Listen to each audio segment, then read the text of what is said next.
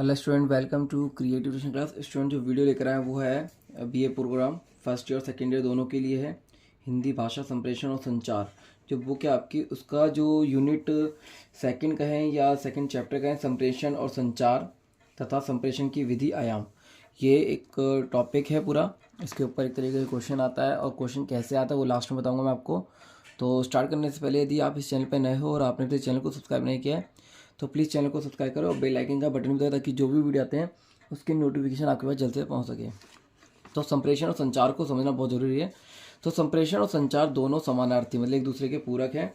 और संप्रेषण का अर्थ किसी बात या विचार को समयक रूप से आगे बढ़ाना या प्रचार प्रसार करना एक तरीके से संप्रेषण कहलाता है। संचार शब्द की उत्पत्ति जो है वो संस्कृत शब्द भाषा से चर धातु से हुई है, जिसका अभिप्राय है किसी बात या विचार को आगे बढ़ाना और प्रचार प्रसार करना, ज्ञान विचार को फैलाना। तो हिंदी में संचार के लिए संप्रेषण शब्द का प्रयोग भी किया जाता है। संचार को अंग्रेजी भाषा में कम्युनिकेशन कहते हैं और अंग्रेजी शब्द कम्युनिकेशन लैटिन भाषा के कम्युनिस शब्द से बना है। कम्युनिस जो शब्द से बना है जिसका अर्थ है to share, to translate, to exchange. ये मीनिंग आपको याद रखना बहुत ही इंपॉर्टेंट है। और यदि हम कॉमनेस शब्द मतलब एक वर्ड और है, यदि हम कॉमनेस शब्द के तीन अर्थों को गंभीरता से विचार करें तो पाते हैं कि ये भागीदारी से अर्थ है। मतलब भागीदारी मतलब किसी को अपने भावों विचारों को अवगत कराना। स्थानांतरण से अभिप्राय है अपने भावों विचारों को एक स्थान से दूसरे स्थान पहुंचाना। तो ये भी आप इसमें एक्स्ट्रा लिख सकते हैं। नेक्स्ट है संचार के आधारभूत तत्व जो है, पहला संदेश भेजने वाला और संप्रेषक स्रोत। तो ये आपको पता है कि आधारभूत तत्व क्या है, पहले संदेश भेजने वाला, फिर दूसरा संदेश देने वाला। ये एक तो भेजने वाला, ये एक तरीके से भेजा रहा है वो, मतलब भेज रहा है वो। और तीसरा जो है संदेश ग्रहण करने वाला। पहले तो आपने संदेश लिखा जो लिख रहा है, संदेश जो भेज रहा है, और तीसरा जो ग्रहण कर रहा है। ये इसके आधारभूत तत्व है। नेक्स्ट है संप्रेषण के आयाम। संप्रेषण के आयाम तो समझना बहुत ही जरूरी है क्योंकि एग्जाम में कई बार आयाम आते हैं। तो संप्रेषण के आयाम से तात्पर्य मानव जीवन के संप्रेषण का क्या और किस रूप में योगदान है, तो ये समझना बहुत जरूरी है। आयाम यानी किसी मत या विचार धारणा से है। तो इसका संबंध किससे, किसी मत या विचार धारणा से है। और जो है इसमें हेरोल्ड टी लासवेल ने संप्रेषण के कार्य को 3 भागों में बांटा है। ये बहुत जरूरी है क्योंकि एग्जाम में क्वेश्चन आया था कि हेरोल्ड डी लासवेल के संप्रेषण ने 3 भागों में कौन कौन से बांटा है। तो पहला सूचना ग्रहण या प्रसार, और दूसरा है सूचना विश्लेषण, और सामाजिक ज्ञान और मूल्य का प्रेषण।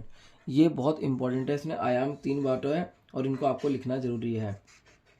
तो संप्रेषण के मुख्य रूप से 4 पहलू माने जाते हैं, परंतु आज सामाजिक जीवन में एक तरीके से इसकी जो है संप्रेषण के विचार जो है विविध आयाम है, मतलब अलग अलग आयाम देखने को मिलते हैं। इसके आगे भी आप एक्स्ट्रा लिख सकते हैं कि संचार संप्रेषण की विधि आयामों पर चर्चा करने से क्रम में पहले संचार की प्रकृति के विषय में जानना जरूरी है। यह मानव जीवन का एक अभिन्न अंग है। मानव के संकेत, शब्द, हाव भाव आदि संप्रेषण प्रक्रियाओं आदि संचार के लिए आवश्यक या अवयव है माने जाते हैं। और यह मानव समाज की सभ्यता व संस्कृति के विकास की धुरी है और मानव समाज के सामाजिक, राजनीतिक, आर्थिक, सांस्कृतिक संबंधों की आधारशिलता है। और नेक्स्ट है, ये आपको लिखना है तो एक तरीके लिख सकते हैं, वैसे जरूरी नहीं है आप लिख सकें इसको। नेक्स्ट जो मैंने आपको बताया कि हेरोल्ड जो है उन्होंने एक तरीके 3 भागों में अपनी बात रखी है संप्रेषण के रूप में। तो वो संप्रेषण के रूप में 4 बातें क्या हैं वो आपको याद रखना जरूरी है। तो इसमें सबसे मेन 4 जो बातें हैं हेरोल्ड ने जो कही हैं उनको याद रखना बहुत ज़रूरी है। तो मैं आपको बता दूँ, हेरोल्ड डी लासवेल ने संप्रेषण के 3 भागों में बांटा है। पहले सूचना संग्रह और सूचना विश्लेषण, सामाजिक ज्ञान और मूल्यों का प्रेषण। कहने में सूचना संग्रहण मतलब किस प्रकार जिस तरह प्रसार किया जा रहा है उसका, और विश्लेषण क्या हो रहा है इसके अंदर, और सामाजिक ज्ञान की क्या प्रवृत्ति हो रही है, ये जानना बहुत जरूरी है। नेक्स्ट है आयाम जो है सूचना संग्रह एवं प्रसार। तो इसमें क्या लिख सकते हैं कि संप्रेषण का सर्वप्रमुख आयाम जो है सूचना का संग्रह एवं सूचना का प्रचार और प्रसार। विश्व की नई नई घटनाओं की सूचना जन जन तक संचार के द्वारा पहुंचाई जाती है। सामान्य जनता की समस्या को शासन प्रशासन और शासन प्रशासन की उपलब्धियों को जनता तक पहुंचाने का एक माध्यम माना जाता है। नेक्स्ट संचार विश्लेषण। संचार के अंतर्गत हम केवल सूचनाओं का संग्रहण या प्रचार प्रसार ही नहीं करते, अपितु सूचनाओं का विश्लेषण भी करते हैं, जैसे रेडियो के माध्यम से, समाचार पत्रिकाओं के माध्यम से, और घटना कैसे घटी, क्यों घटी, कब घटी, ये सारा सूचना विश्लेषण में आ जाता है। नेक्स्ट है सामाजिक ज्ञान एवं मानव मूल्यों का प्रेषण, ये बहुत ही इंपॉर्टेंट है।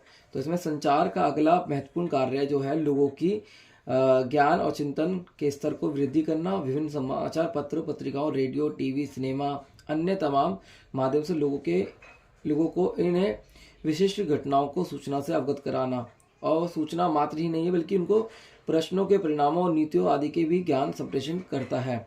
नेक्स्ट है मनोरंजन करना। तो मनोरंजन में तो आप बना के लिख सकते हैं कि संचार संप्रेषण माध्यमों का एक महत्वपूर्ण आयाम मनोरंजन भी माना जाता है। एक तरह से यदि हम संचार माध्यमों में उद्भव और विकास पर गौर करें तो पाते हैं कि इनका उद्देश्य संस्कार देने से अधिक मनोरंजन करना भी रहता है। शिक्षा प्रदान करना, आपको पता है कि जो भी संचार है, जैसे आप टीवी देख रहे हैं, टीवी में बहुत सारी न्यूज़ आती हैं, तो ये एक तरह की शिक्षा का प्रसार भी कर रहा है, एक तरह आपको नॉलेज हो रही है।